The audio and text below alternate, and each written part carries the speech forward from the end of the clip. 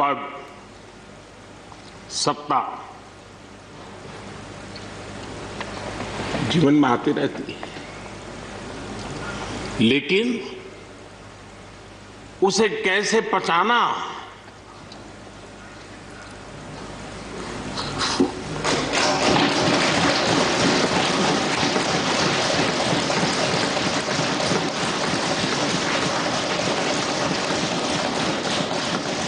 उनकी सौम्यता, उनकी नम्रता, इस देश के लिए कुछ कर गुजरने की उनकी कामना, वो कभी उनको चैन से बैठने नहीं देगी।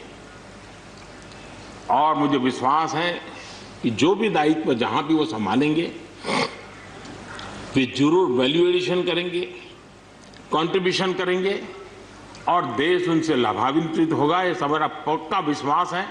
मैं फिर एक बार उनकी सेवाओं के लिए आदरपूर्वक धन्यवाद करता हूं और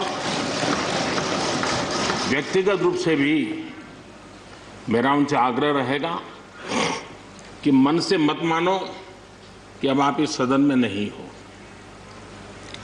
आप के लिए मेरे द्वार हमेशा खुले, इन चारों माननीय सदस्यों के लिए खुले हैं। आपके विचार, आपके सुझाव, क्योंकि देश में सब बहुत जरूरी होता है, ये अनुभव बहुत काम आता है।